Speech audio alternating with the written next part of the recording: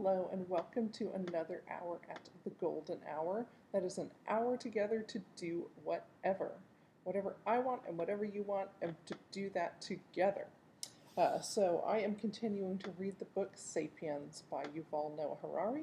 I have a lot to recap, though not necessarily as, maybe not necessarily as dense as some other recaps, but it's more pages, so. So we were talking about the scientific revolution beginning around 1500 years ago. Sorry, around around 1500. And then, so my notes are almost, they're very generic and kind of repeating the same things. That he's linking science, economics, and politics, and sometimes also religion. He also links science with power. For a while, every time I read power, I kind of thought power hungry, so I had to sort of, and I disagreed with that, so I had to sort of, find different words, whether that was kind of agency or skill or something like that. But we can talk about that more when I read through what I've underlined. And so he's kind of walking us through the realization that science doesn't operate on its own, that it operates alongside economic, political, religious interests. And so, yeah, he continues to link science, empire, and capital, as he says it. So if I look back here through, and I got to read some this weekend, so there's just a little bit more that I underlined. So let's see.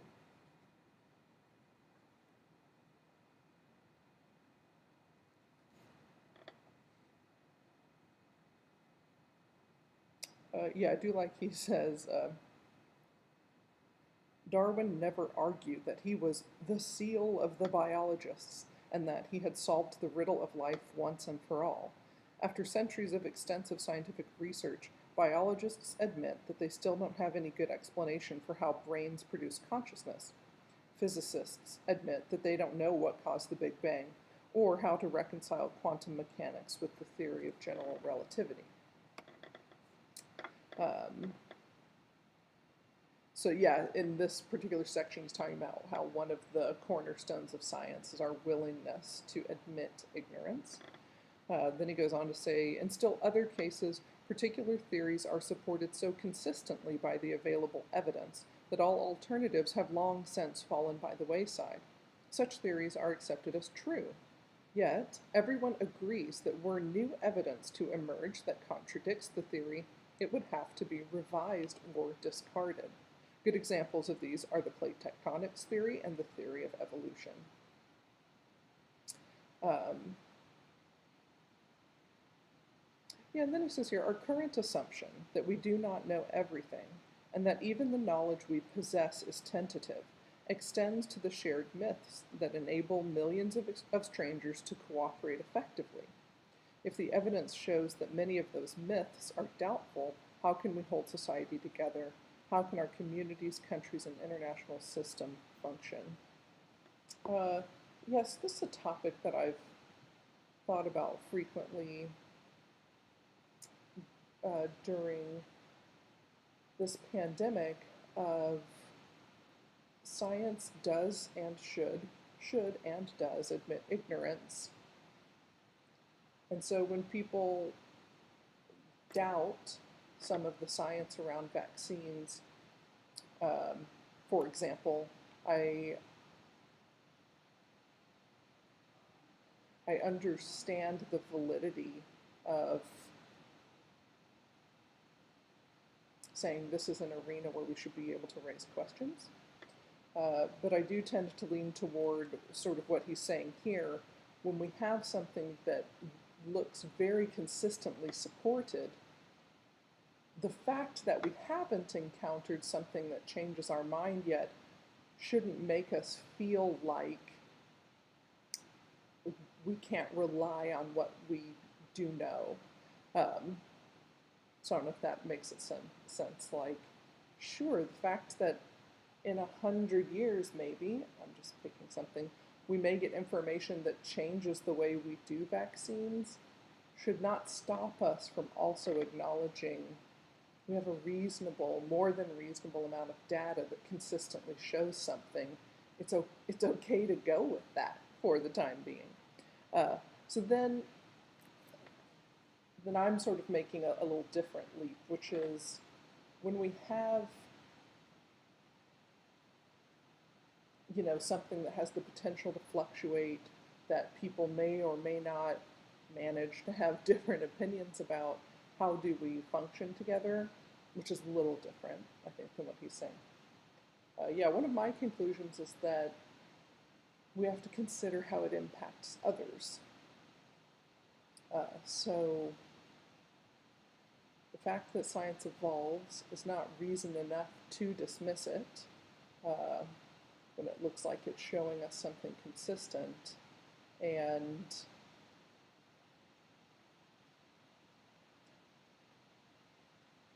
if a part of you feels some sort of doubt in a certain direction, you also have to bring in a whole different part of the conversation, which is how I am using the science affecting other people. So I think that needs to be our concern, probably, rather than feeling like we have some sort of airtight answer. So, mere observations, however, are not knowledge. In order to understand the universe, we need to connect observations into comprehensive theories. Newton showed that the book of nature is written in the language of mathematics.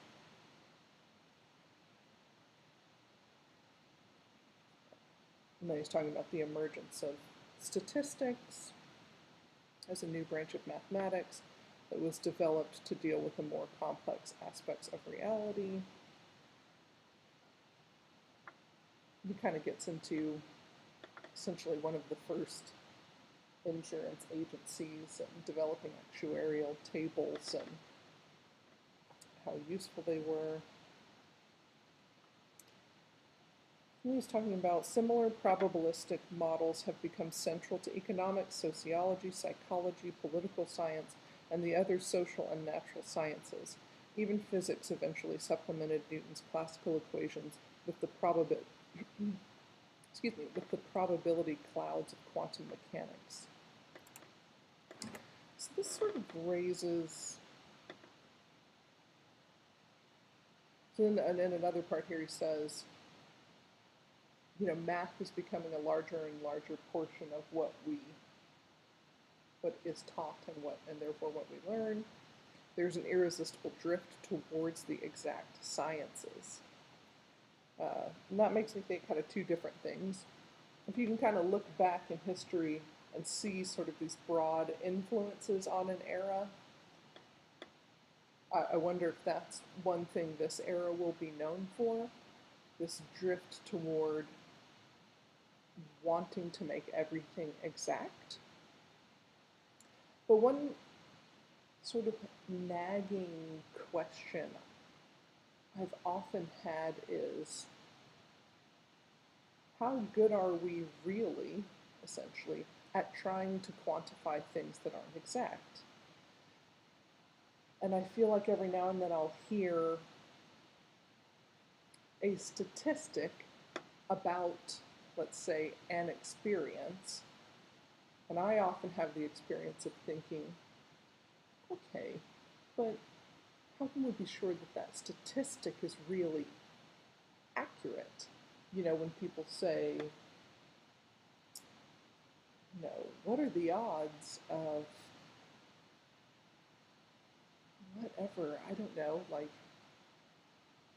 me finding 2 pieces of fruit on the street in the same day, some occurrence, and that people will give an answer to that, and I just think, what are we basing that on? So for me, it raises the question, like, can we actually mathematically quantify anything? I'm not sure. Are the connections or the things that we base those statistics on fair. You know, sometimes I just imagine like, well, who arrived at the first likelihood of running into fruit on the street statistic? Like, what are we basing that on? And then I also worry about it sometimes legitimizing, sort of mistakenly legitimizing soft theories as rigorous. That when you attach mathematical, statistical wording, language to certain things, we begin to accept it as a fact, and we take it as a fact like gravity, say. You know, it's like, oh, I heard numbers and statistics speak around that. It must be rigorously true. Yeah, so that's a little aside for you on some things that I go, about. Okay, so then he talks a lot about the relationship between knowledge and power. So he says, science nevertheless enjoys immense prestige because of the new powers it gives us. Knowledge is power. And again, when I first read it, I kept sort of hearing power hungry. And I kept not resonating with that, going, I don't see the quest to learn more about black holes as the product of, like, wanting power. I see it as intellectual curiosity. I also see a cat shaking the Christmas tree. Knock it off. 4 paws.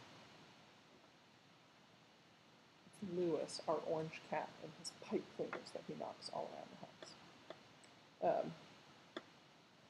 Certainly, of course, I acknowledge that applied science is a thing, that we're taking our knowledge and doing things with it. I don't know. Yeah, it just didn't. The feeling I got reading it was like, this is it. This is the reason for science. And I kind of thought, well, I might back off that a little bit. Anyway, let me see. Sort of laying out here, he says, until the scientific revolution, most human cultures did not believe in progress. So he sort of shares that perspective in multiple ways, that in the past, he's trying to communicate the idea that knowledge in the past was used more to maintain the status quo than to change things. So science, industry, and military technology intertwined only with the advent of the capitalist system and the Industrial Revolution. Once this relationship was established, however, it quickly transformed the world.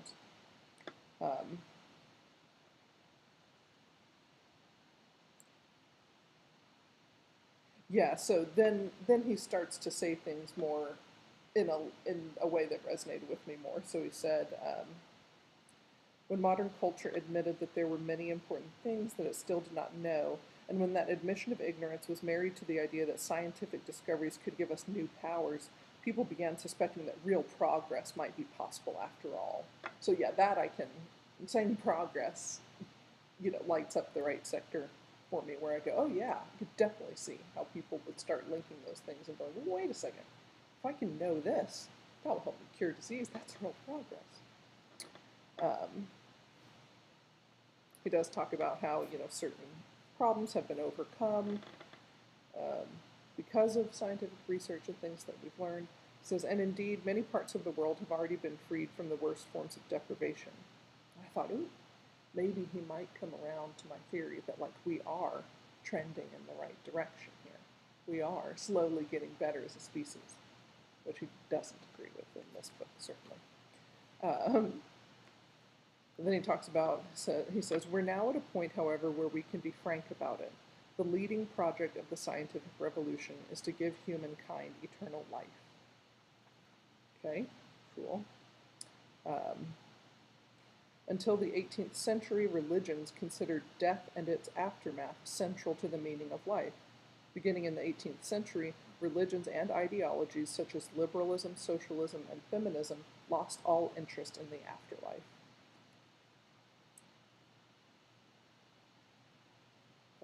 cool way to phrase it. Okay, what else? Yes, now he's getting into the relationship between science and what influences drive science, how that is. So he's talking about if the proper funding were unavailable, no intellectual brilliance could have compensated for that. Most scientific studies are funded, and I'm skipping with what I've underlined. Most scientific studies are funded because somebody believes they can help attain some political, economic, or religious goal. So, and then he says, many scientists do, in fact, act out of pure intellectual curiosity. However, only rarely do scientists dictate the scientific agenda. Even if we wanted to finance pure science unaffected by political, economic, or religious interests, it would probably be impossible. Then he starts saying, if you have the choice to fund two different studies, two different paths of research, which one are you going to fund? And he said, there is no scientific answer to this question. There are only political, economic, and religious answers. So I thought this was a fair way to sort of acknowledge how we got in this loop. The brightest minds in the world can't necessarily do their best work without the support of funding. That funding is probably going to have, and I mean this word neutrally, have an agenda. So science is unable to set its own priorities. It is also incapable of determining what to do with its discoveries. In short, scientific research can flourish only in alliance with some religion or ideology. The ideology justifies the costs of the research. In exchange, the ideology influences the scientific agenda and determines what to do with the discoveries. The feedback loop between science, empire, and capital has arguably been history's chief engine for the past 500 years. And that is, it's not quite the end of my notes, but I think I heard a kid.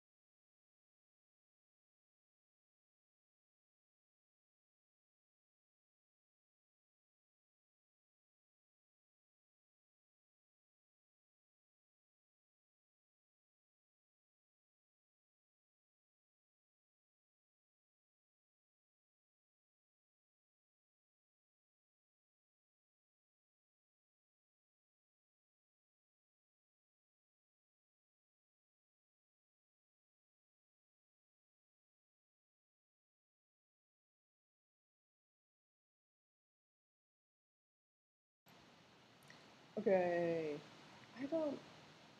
One day I got to figure out a balance too between talking and getting things done. Obviously, you can mute me whenever you want, or just turn me way down as someone a little ambient noise. Um,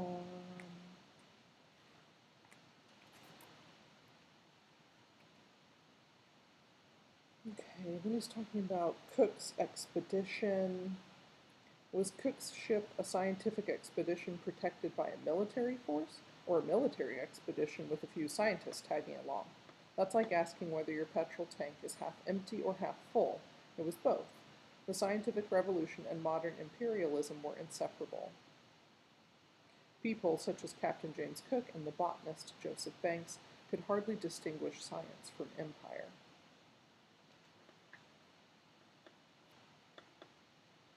Now he's talking about the global center of power shifting to Europe. By 19, global center of power shifted to Europe only between 1750 and 1850.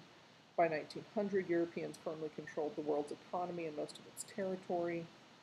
How did the people of this frigid finger of Eurasia manage to break out of their remote corner of the globe and conquer the entire world? Europe's scientists are often given much of the credit. It's unquestionable that from 1850 onward, European domination rested to a large extent on the military, industrial, scientific complex and technological wizardry. Yeah, and it just made me think of, I feel like he talks about this too in a couple pages back, how like, all right, like if Darwin hadn't discovered evolution, we'd be attributing it to, he gives the name of the person who, of another person who separately went, hey,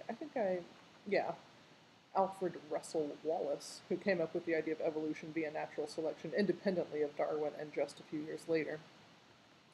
Yeah, it's like, sometimes why do certain things crop up in certain places?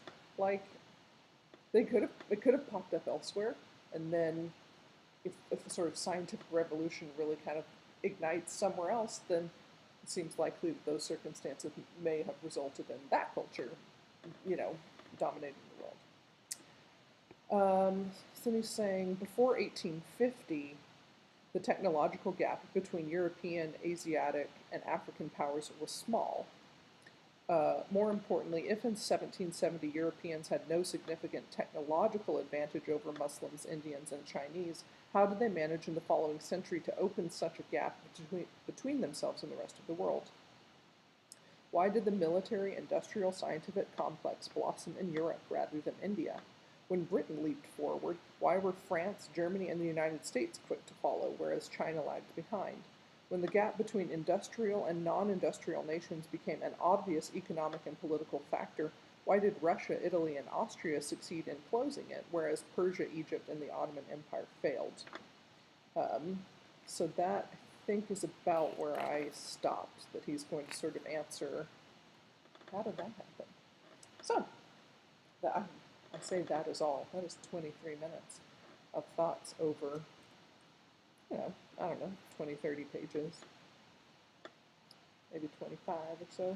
So, I will continue to read in silence and leave you in silence, and wish you luck on what you're doing.